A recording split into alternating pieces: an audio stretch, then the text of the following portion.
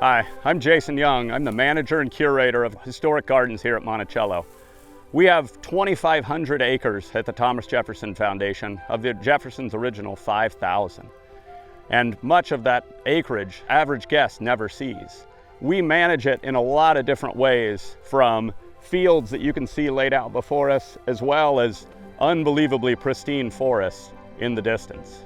Out here in the fields of Mont Alto, we do our best to maintain a very nice and diverse prairie area that promotes birds, wildlife, and a whole lot of insect habitat that really nobody sees, but is wonderful for the overall ecology of Charlottesville and especially the Thomas Jefferson Foundation.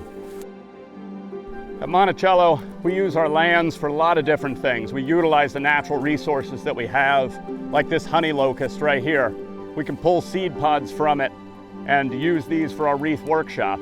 Cedar that are growing out in the hills and on the slopes, we also utilize for greenery in the wreath workshops. We also come in and harvest rot-resistant black locust trees.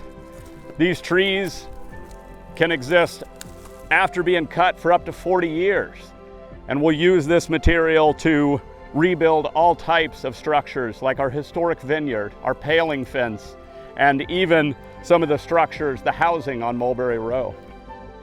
At Monticello, we have a lot of massive specimen trees around the house. And although we do our best through things like cabling up those trees, they are living beings and living creatures, and sometimes they also give way to rot and decay. But once a tree has been dropped to the ground, it's not at the end of its life. We have cedar here, there's cherry, ash, oak. All around here is material that is revitalized and reused into bowls, spoons. We even had guitars made of a famous tulip poplar that surrounded Monticello. We're here on Monticello's north slope, where we believe the woodlands have remained largely undisturbed since Jefferson's time. In this area, we bring guests down for our wildflower walk every spring. Here, starting to poke out from this super cold spring, are Virginia bluebells, one of the first documented plants in Jefferson's garden book. We also find on these slopes beech trees with their roots clinging tightly to the slopes. These trees take hundreds of years to attain a size such as this.